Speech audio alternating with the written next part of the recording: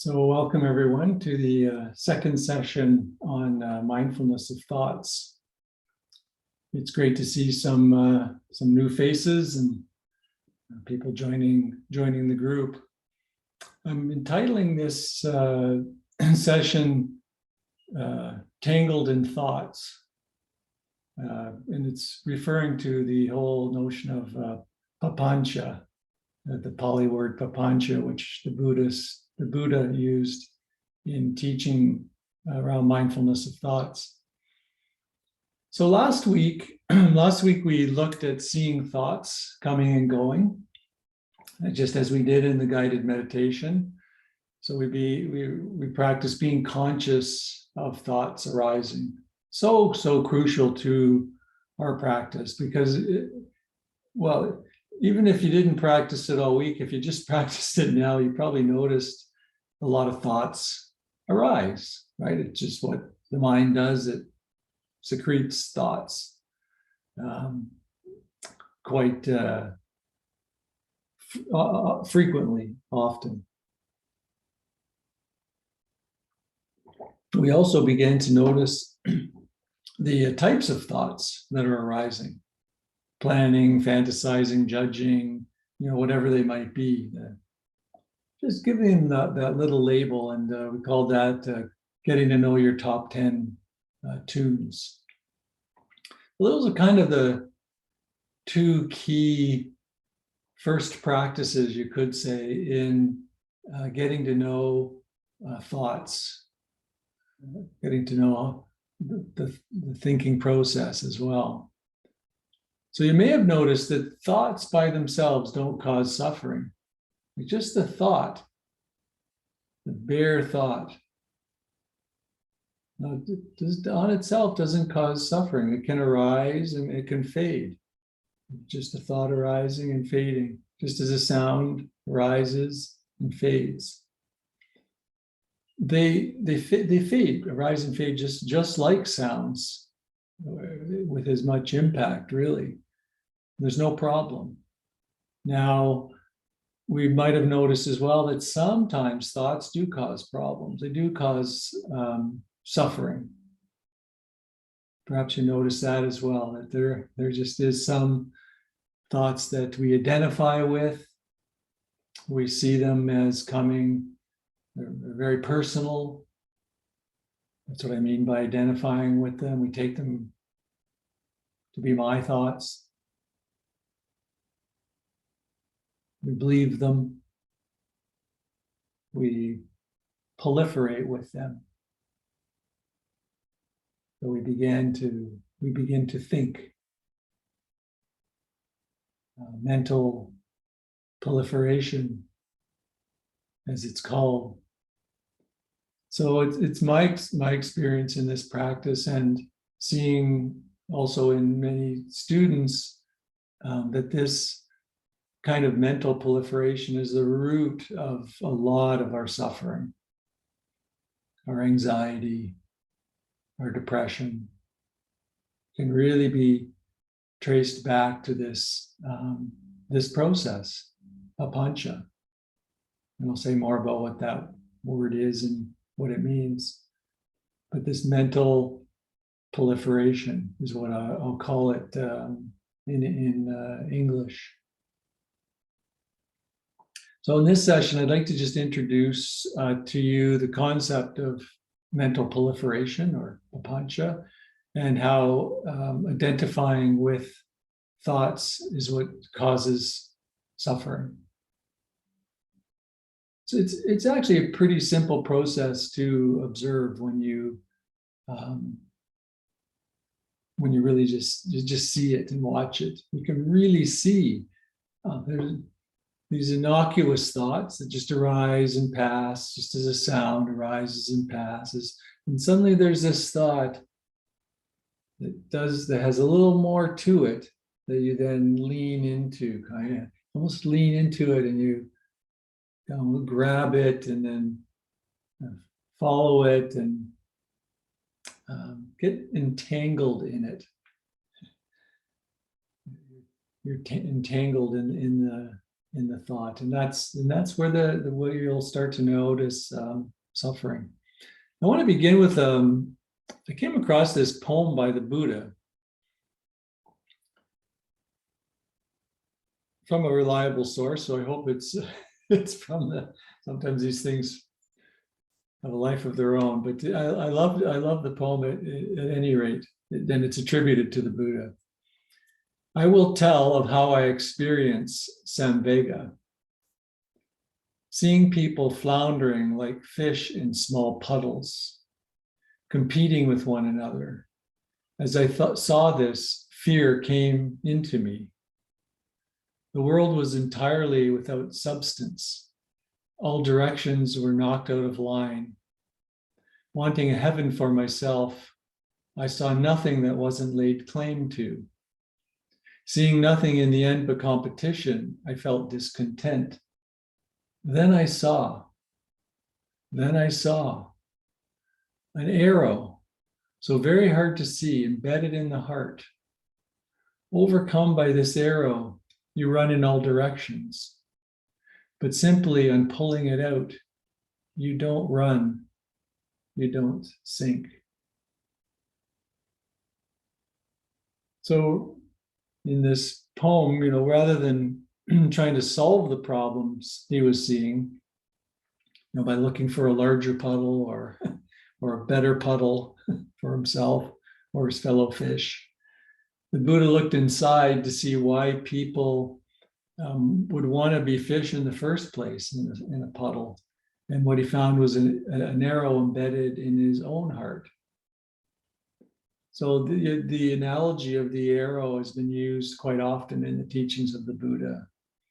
And he's pointing here to an arrow that causes suffering.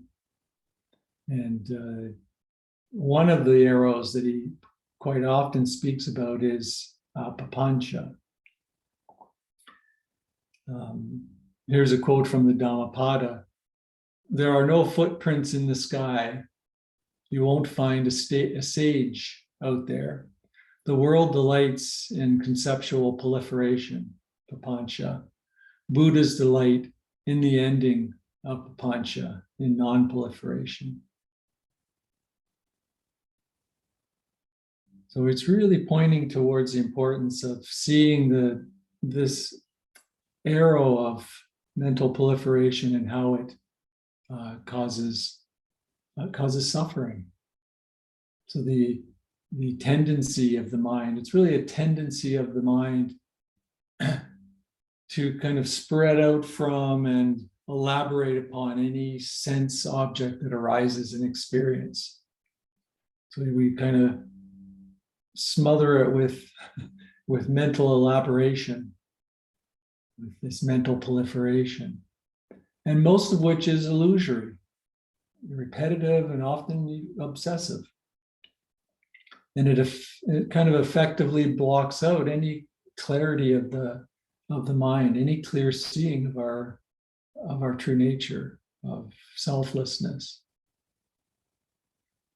So here's a story that might illustrate Papanca. Let's read it. A woman wants some potatoes for the meal she's cooking, so she sends her husband to the marketplace to buy potatoes. As he walks out the door, she calls after him, "Be sure and get a good price." So all the way to the marketplace, the man is thinking about potatoes and what he'll have to pay. If he buys the very best potatoes, he knows he'll have to pay more than if he buys lesser quality potatoes. On the other hand, the lesser quality potatoes are just that, not so good. In fact, he knows he'll have to be very careful in buying other than the top price potatoes, because the seller might try to stick him with a bad potato or even a rotten potato. When he thinks of someone cheating him by giving him a rotten potato, he gets really mad. Why do people have to be so greedy as to stick me with a rotten potato? Just at this point, he reaches the stall of the potato seller and screams at him, "You can keep your rotten potatoes," and walks off. I came across that as I was reading for this topic. I thought, yeah, that pretty much sums up mental proliferation, and we laugh, but I think we laugh because we've done it, right? And it sounds so absurd and unbelievable when you hear it in a story like that. But then we laugh because, oh yeah, I'm sure I've done something similar, where the mind just kind of whips you up into this almost frenzy or obsessive frenzy. And it's what one thinks about. The Honeyball Sutta, a really beautiful sutta overall, says what one thinks about, that one mentally proliferates. So it's what we're thinking about is what's proliferating. So it's simply thoughts that are proliferating into thinking. Often thinking kind of run amok. It starts with a little arising of a little thought, and then it kind of proliferates from there. So it's based on a perception that I am the thinker.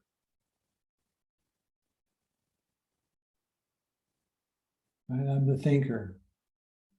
In other words, Papanca begins when your thinking takes you, the thinker, as real, as an object. Without you sensing you as a thinker, Papanca couldn't possibly arise.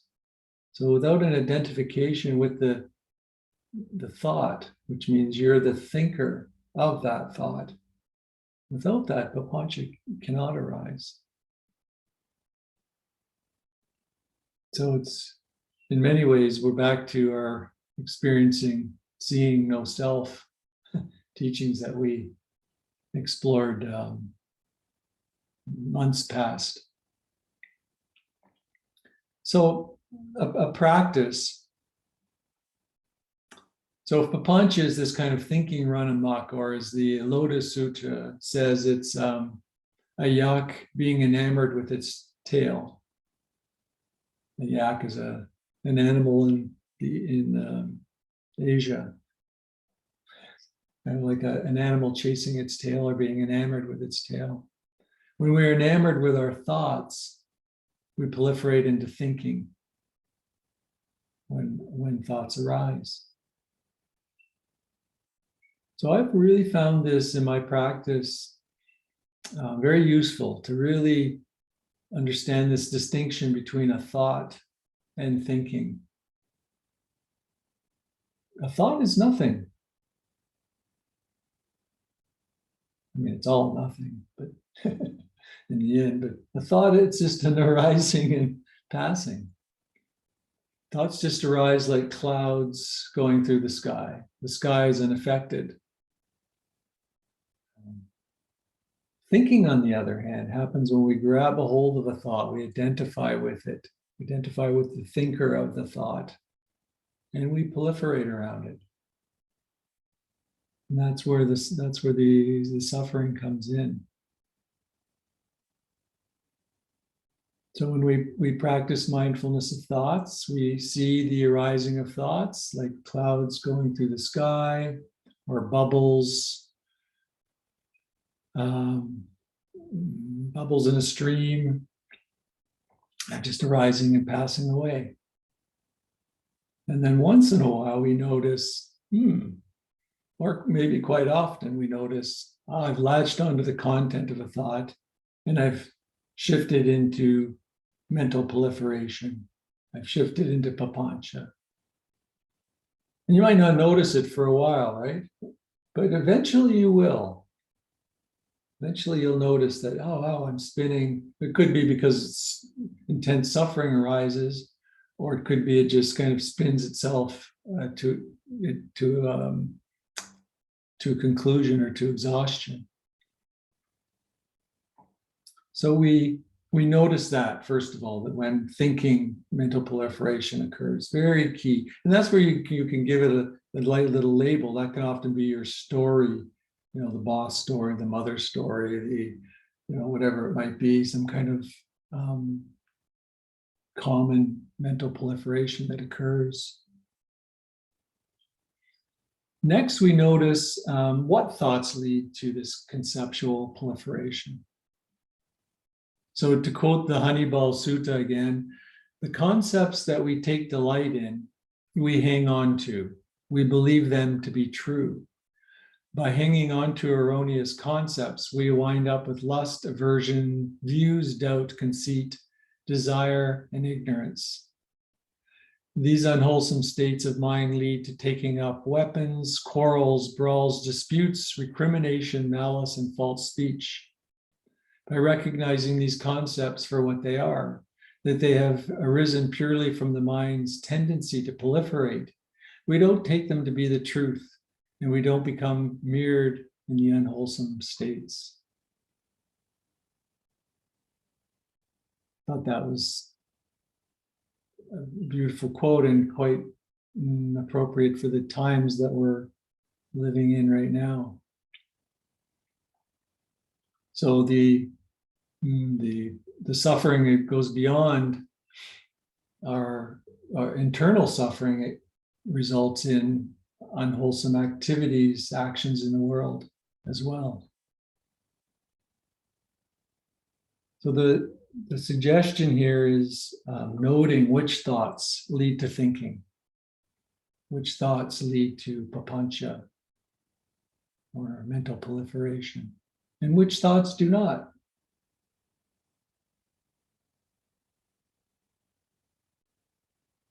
In other words, which thoughts leads to unwholesome action and illusion, and which do not.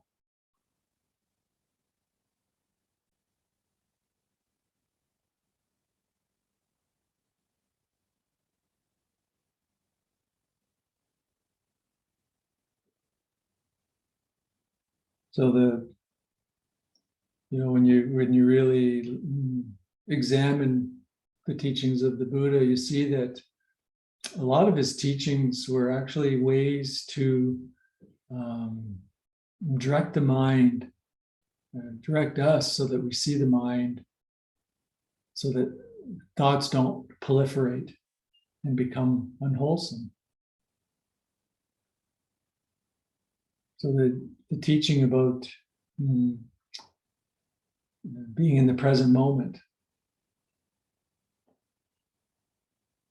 right? Not taking delight in proliferating thoughts about the past and the future, but being in the present moment. When you're in the present moment, that cuts out a lot of potential proliferating thoughts, right?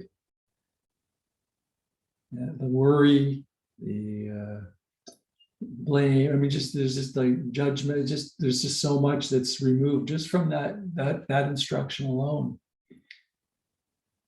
And then ways to keep from being misled about thoughts in the present. So maybe you've taken, just staying in the present might take out, 80-90% of the proliferating thoughts. Then even when we're in the present, is to not mistake the sense objects, the bodies, sensations, feelings, perceptions, and so on for ourself.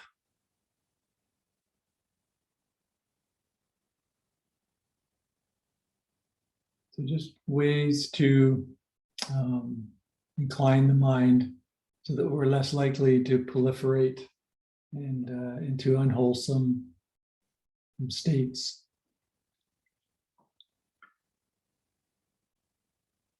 So that would be the primary practice I would recommend for the week, is to really look at how thoughts that proliferate into thinking, and see what they are, see whether they're past, future. There's thoughts that are mistaking our sense objects as a self, those aggregates that we've talked about in the past as a self.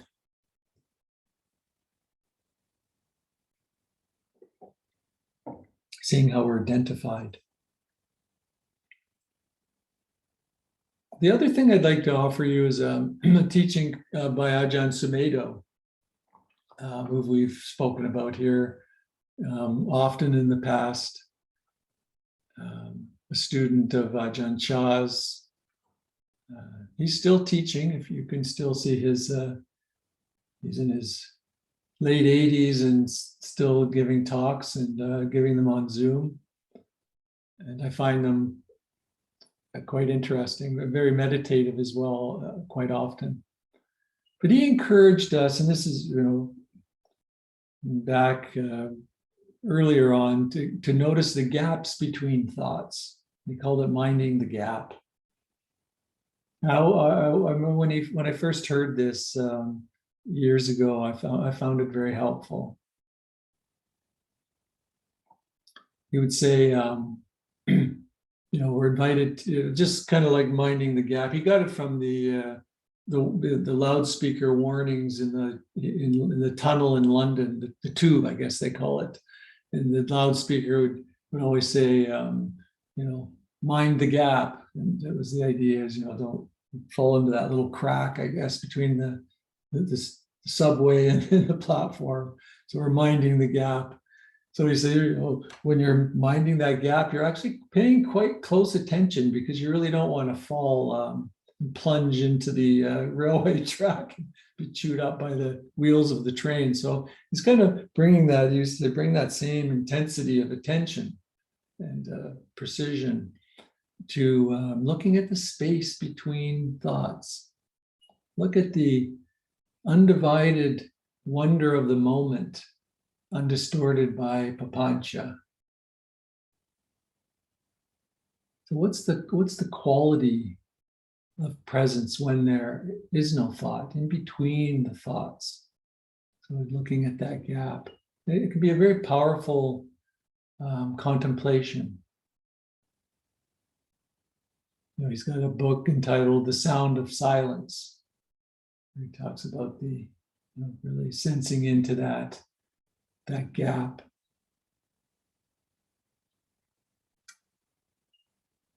So there's two practices there. One, minding the gap, and the other is seeing Papanca when it arises.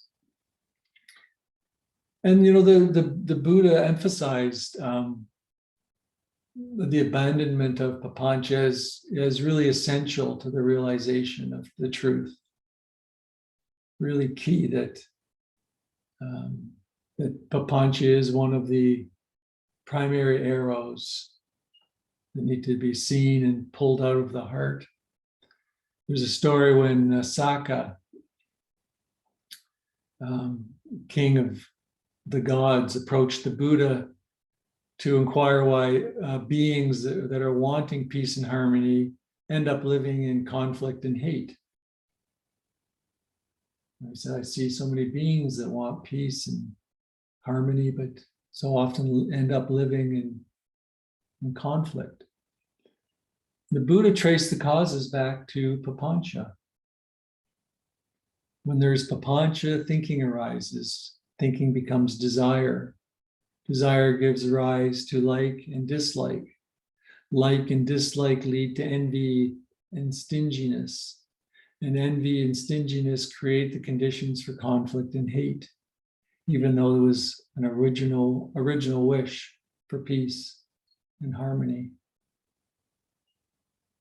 So really looking to see when thinking becomes desire,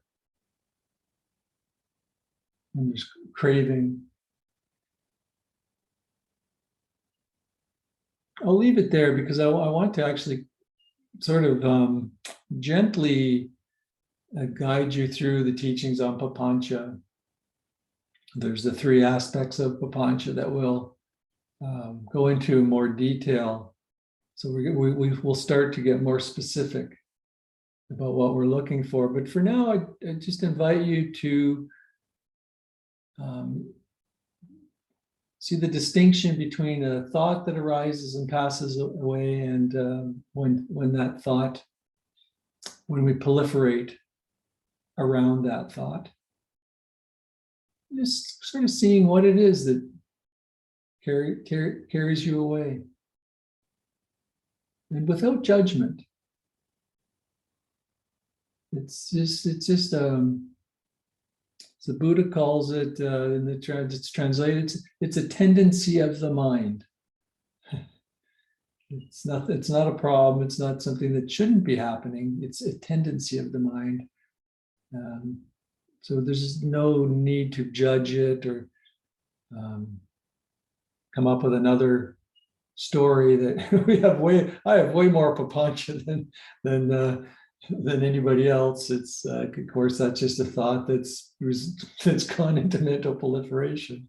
So just realizing that this is part of being human. It's a tendency. We're just seeing it. We're noticing it, observing it, investigating it, you could say, and seeing the truth of it. And noticing the space between the thoughts.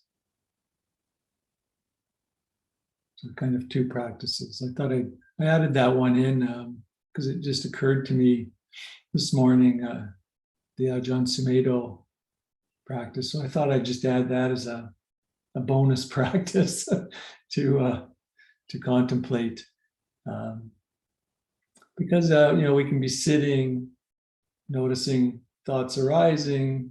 And I remember I had a practice where I'd be sitting and I'd watch a door, like kind of an open door, like not just like the door opening. And I would just wait for thoughts to come through the door. And then I would just notice them.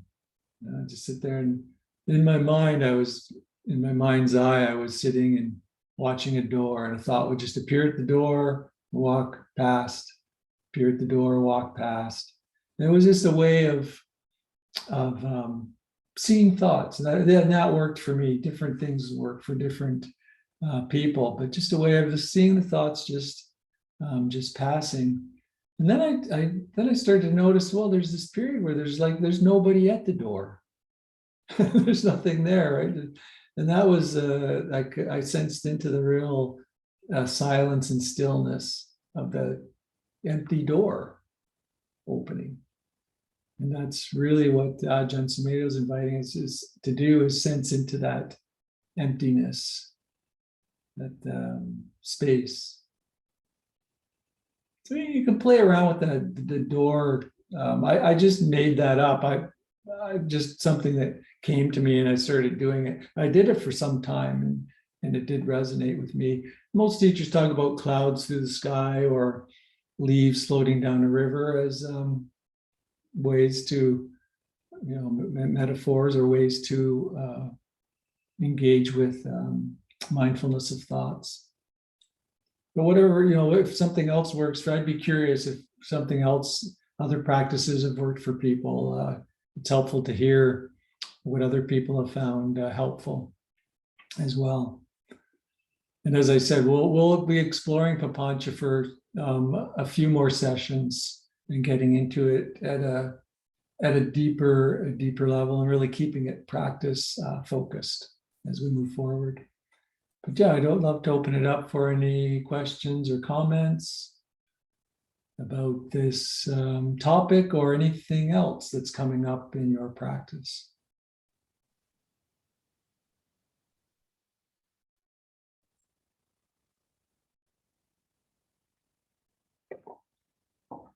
And for the people that are new to the group, we have this thing that we do where we do the bow before we speak and then when we finish.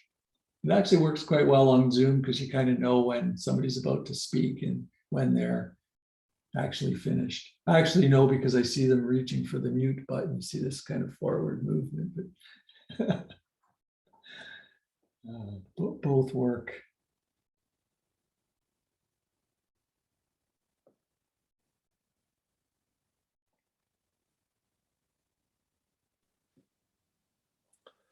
I've been meaning to bring this up for a little while because I had this, I don't know whether you want to call it an insight or an observation about thoughts or my thoughts. But what I noticed with my thoughts is when they became problematic, it's when I inserted the pronoun I into the thought, and I guess I realized that when my son was really bothering the hell out of me, you know. And as soon as I put I in there, I realized that that's the problem. You know, if it was just, you know, he did something, but it was like when I inserted I in that thought about in his behavior, and my ego became involved. It was really kind of a fascinating thing. I mean, and I haven't. It hasn't been something that I'm able to kind of disentangle the I from, but it was an interesting observation for me to realize that when I would get really screwed up about something, it was I threw the I in there.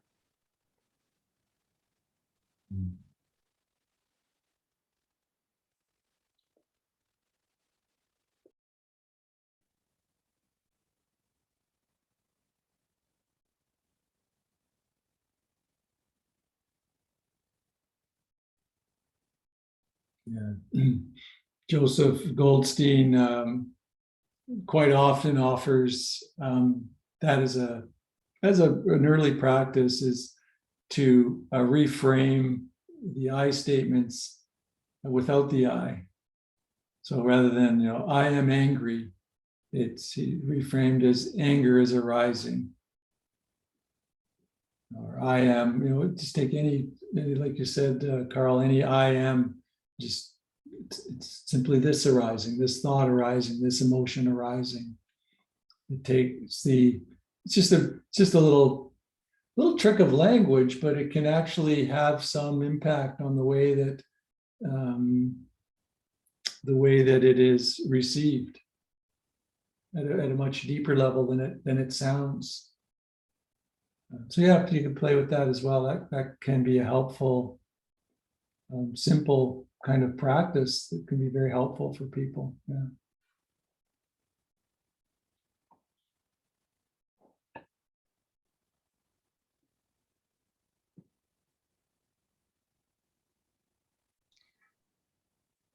Now, Stephen, I'm very much like potato guy. And then I take it further, of course. And once the guy gives me a rotten potato, I determine that the guy's a crook. And then I determine, well, I'll never buy potatoes from this guy again. On the other hand, when by mistake, there's also a good potato in a bunch of the cheap potatoes, when I go cheap, and I say, oh, this guy's a generous guy. He gave me a good potato. So we go down this path and we make these generalizations where we determine that these are the people I like because they're nice to me. They give me good potatoes amongst the bad ones. Or these are the people I don't like. And then, of course, I put labels on these people. These are the people. And then and that's where when we end up, or I end up deciding which people I like and I don't. Now, there's benefits to it. I mean, eventually, when somebody tells me somebody that I like tells me something, I give it the benefit of the doubt. Well, if he says it's probably true, because it was true many times in the past. Or on the opposite, when somebody says something, I tend to discount it right away because, well, and I go back a little bit to the question that I had last week. To some extent, this is beneficial because I don't have to start from scratch all the time.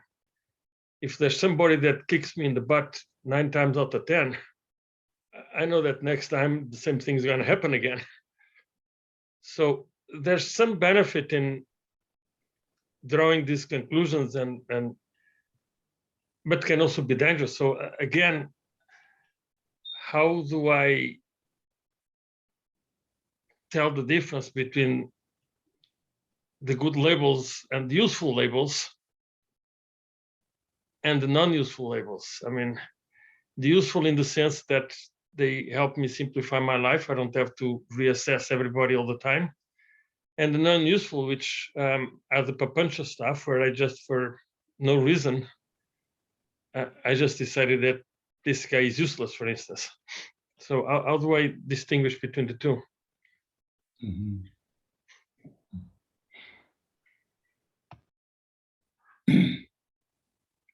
Yeah, there's so many ways to come at that kind of question, because it's one of these, how do the teachings apply directly into everyday life and decision making, and buying potatoes. I mean, in the story, he didn't actually get to the point of buying potatoes because he was so conceptually proliferated that he just screamed and left.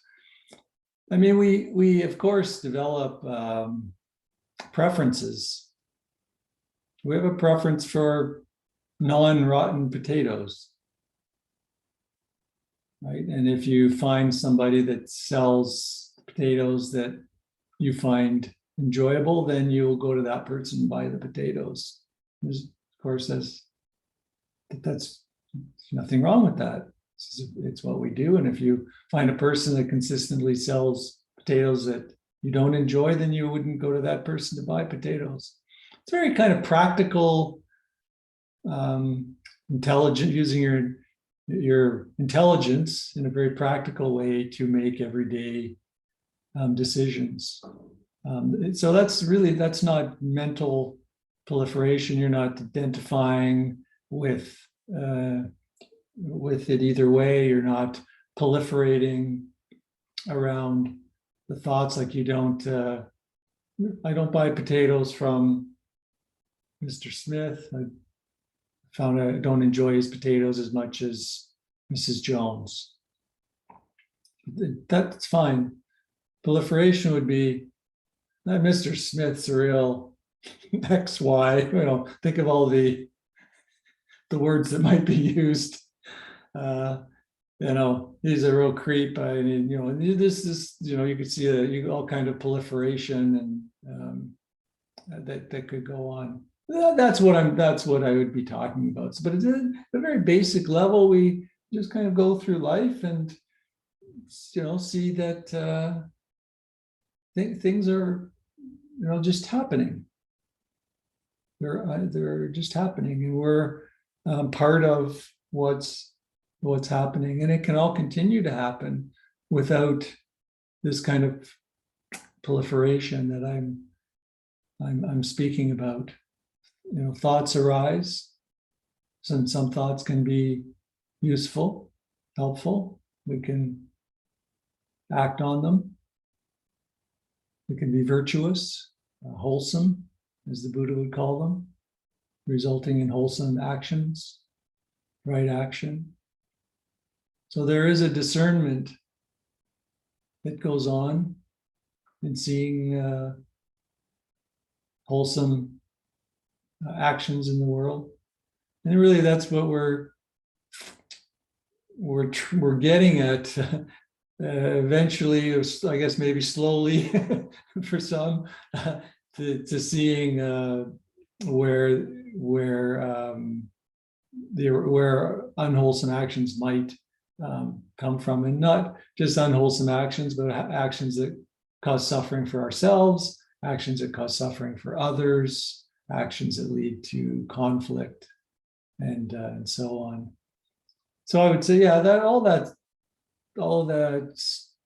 living still goes on, even when we realize that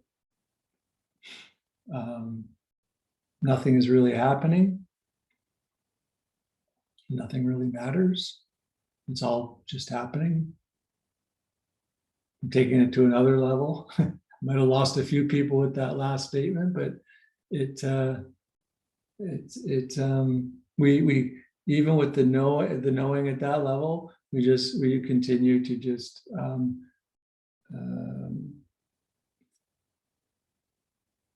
dependently co-arise with our surroundings. Yeah. And we notice when Papanca is present. Yeah, I hope that clarifies a little more. I'm kind of giving it out little by little, future teachings, but yeah. Papanca is so real. I went to a dragon boat practice, first one in years actually, and the women practiced before us, and then they were getting off the boat, and so we're just kind of passing on the dock, and we haven't seen many people for years, a couple of years. And there's one woman in particular that my best friend and I know really well, and she's coming down the dock, and she runs up to my friend and gives him a big hug, says hello, and then you can't chit chat because you're just passing, but then keeps going. Of course, thought arises, oh, she didn't give me a hug. So that's just a thought, right? But then I saw the little Papanca arise. It said, oh, what did I do something to upset her? I wonder what I did to upset her. But then I caught it, right? I thought, oh, wow, this is what I'm teaching. This is what I'm teaching tomorrow. So I noticed it, right? But you can see where that could go, right? You can see where that could go. But of course, next time I see you, I'll say, oh, I saw you at practice, and did you not see me? And she'll probably just say, yeah, I didn't see you. Or maybe she'll say you pissed me off when you did whatever. Who knows, right? Either way, it's just what happened. But I won't know until I can have a chance to speak with her about it. So that's kind of a simple example, but you can see where that could go in terms of suffering. Now, I could create a conflict. I could start whispering to people, so and so, I think there's something wrong. It could cause all kinds of, a real simple thing could cause all kinds of conflict and misunderstanding and suffering.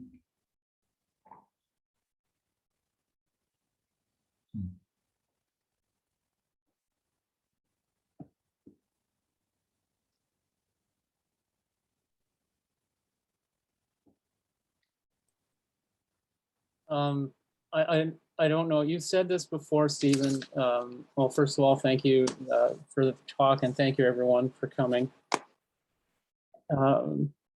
You've talked about this before about, and maybe this is the Buddha that said it, or it was in one of the suttas, about everything being a dream state. It feels like to me, Papanca is like, it's the source of that. When you were just talking about when Manuel was talking about, oh, they're selling potatoes, or this woman didn't give me a hug, and all these things come up, and we can create this dream world that's it's not really the actual world. It's the world. It's this world in our mind that's a total illusion.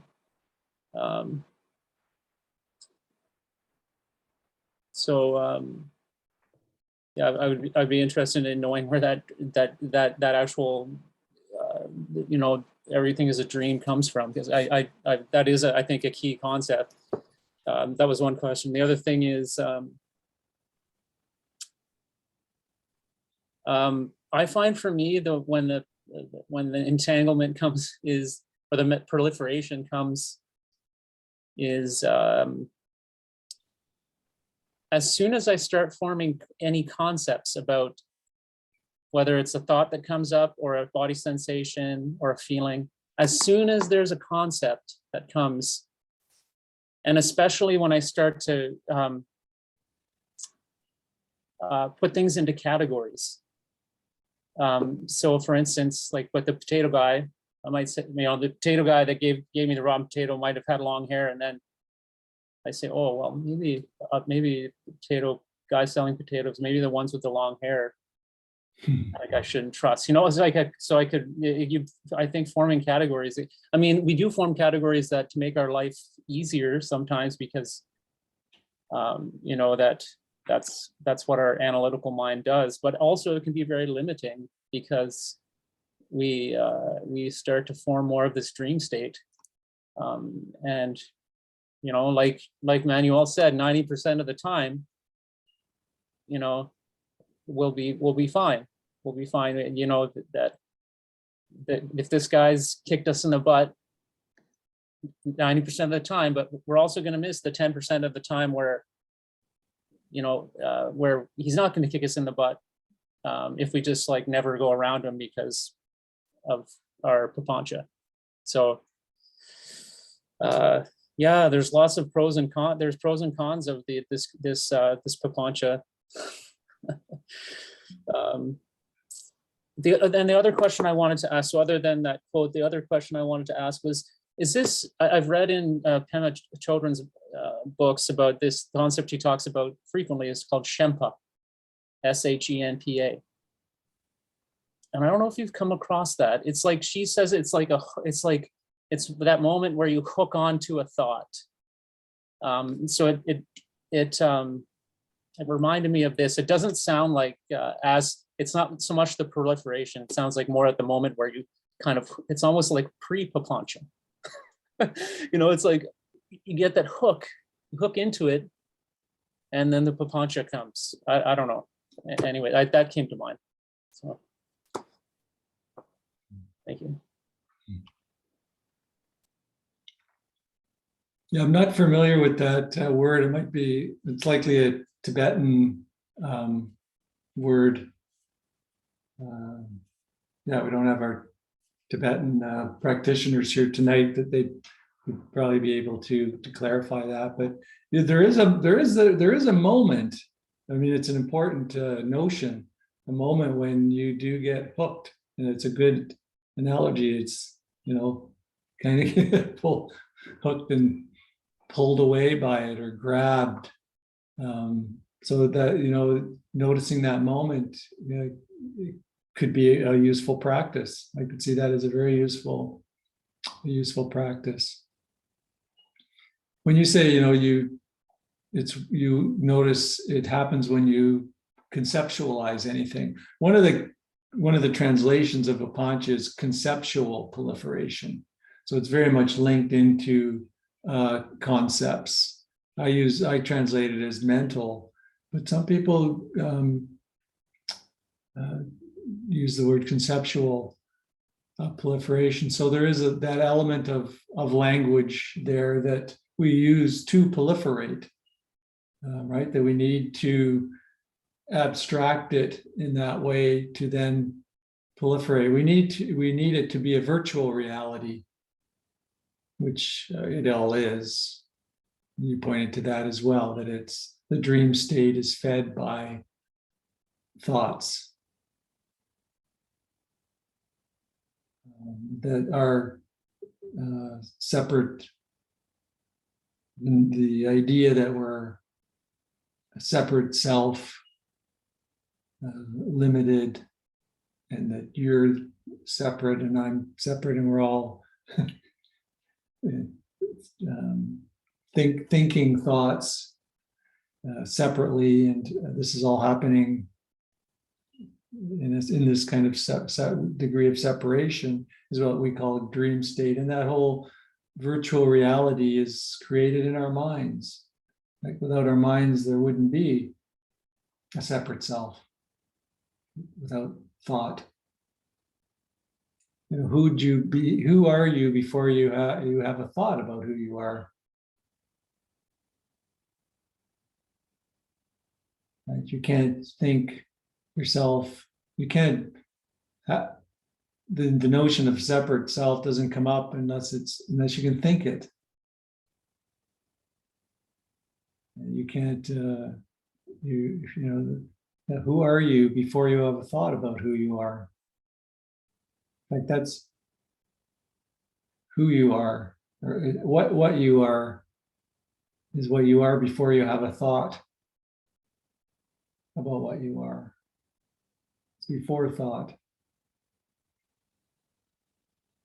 That's, again, we're speaking at different levels here, right? As I said, the purpose of the group is to look at how we create suffering for ourselves and also to see our true nature. So I'm kind of doing both. That was a little more pointing to our true nature, seeing the not self nature, anatta, it's called in Pali, selflessness.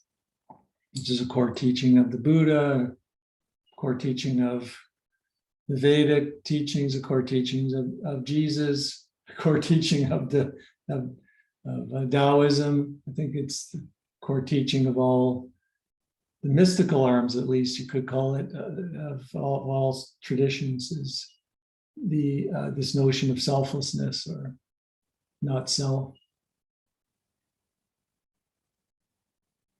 Yeah, thought I'd kind of give it that little background because we do have some people that are newer to the group, and when sometimes I start saying these things, people kind of run for the hills, because the mind will think, it will take a comment as a statement like that, and of course, proliferate on it, right? Nothing matters. Well, the mind, you say something like that, and the mind can go, oh, wait, all kinds of. Think of what the proliferation that can happen from a statement like that without the sort of the background around not self. Nothing matters in the extent that everything's perfect the way it is. Everything's unfolding because it's all dependently arising, and couldn't unfold any other way. You couldn't prevent it from unfolding the way it just unfolded, no matter what you did, no matter how much conceptual proliferation you did.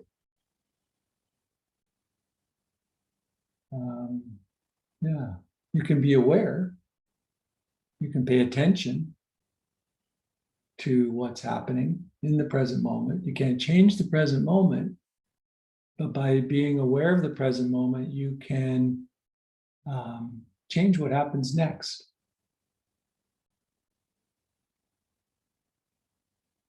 Now that statement, people that have discovered truth are going, oh, wait a minute, that doesn't make sense. So, yeah. I'm looking at some of you thinking, oh, it might not make sense to another group of people. So the truth is at so many levels, right? And we're kind of just moving around through those levels of truth.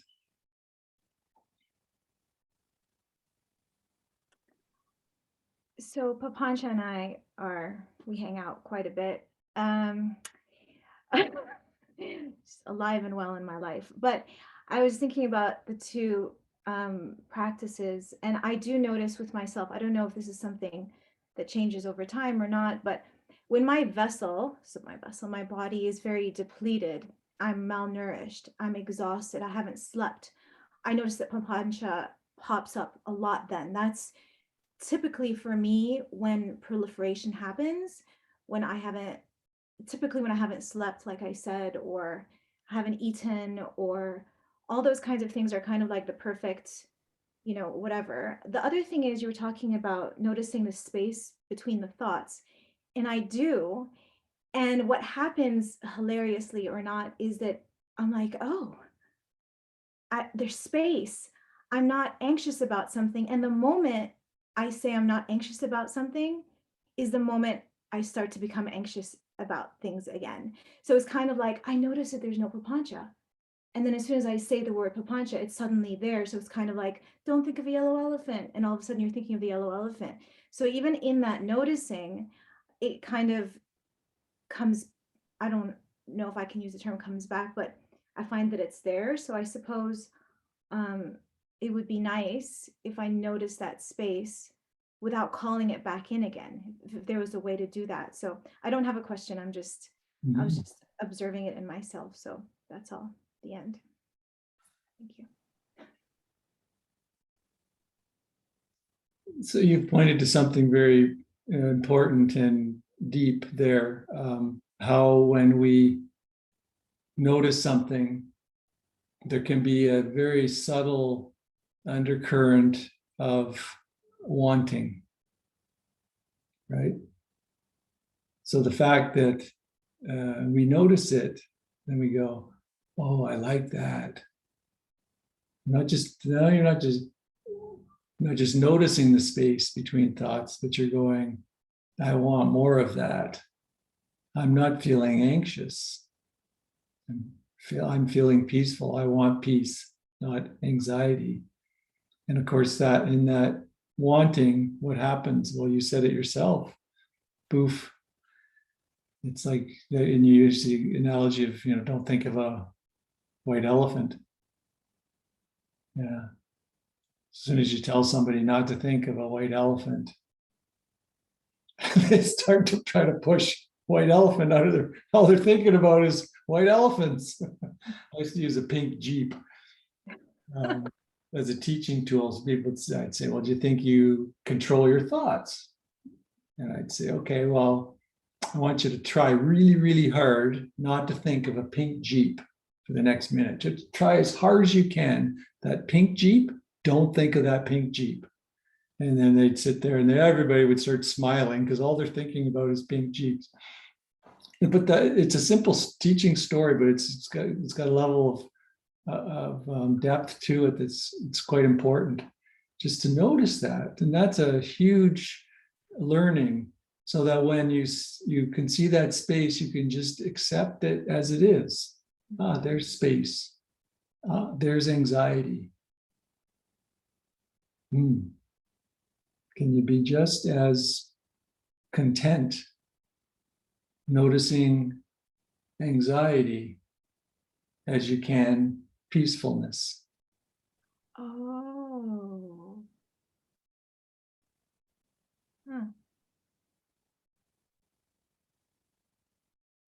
Thank you.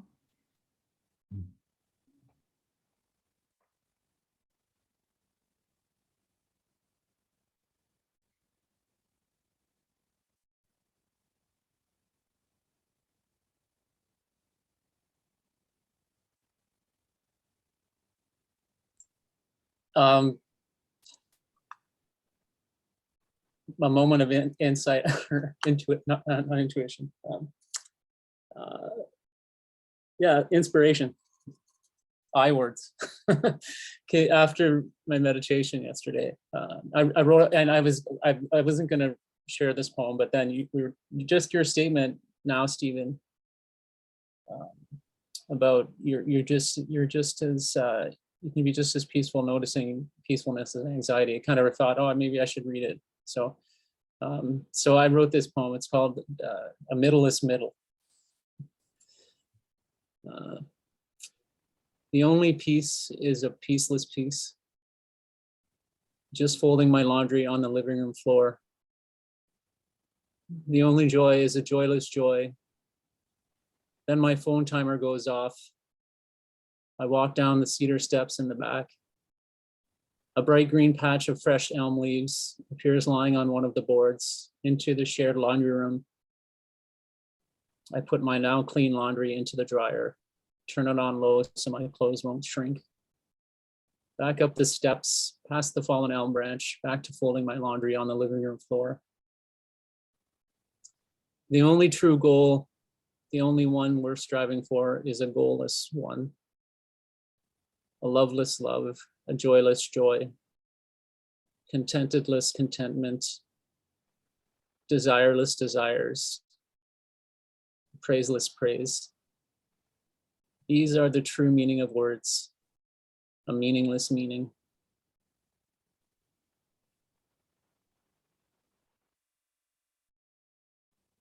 Thank you. Thank you for sharing that. Yeah.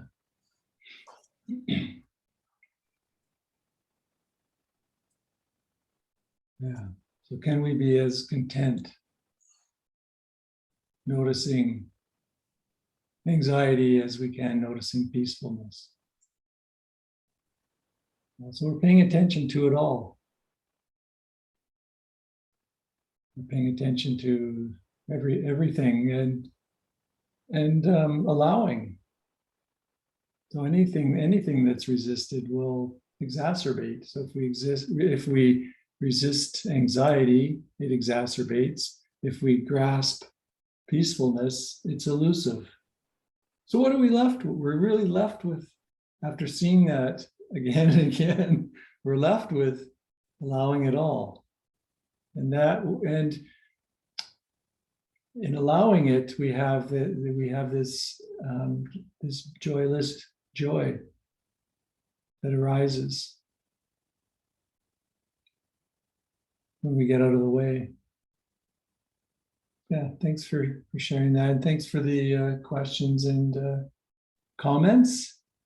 And we'll continue to explore the Buddha talked about 3 aspects of Papanca. So we'll delve into those in a little more detail and have some practices for seeing that. So take care, everybody. Great to see you all. Be well. Thank you, Stephen. Thanks, Stephen. Bye. Thanks, everybody. You're Have a welcome. great week. Thank you, Stephen. Bye. Bye, Thank you. Nice everybody. long weekend. Good night. Have a nice long weekend. Yeah, you You too. too. Yes. Enjoy. Thanks.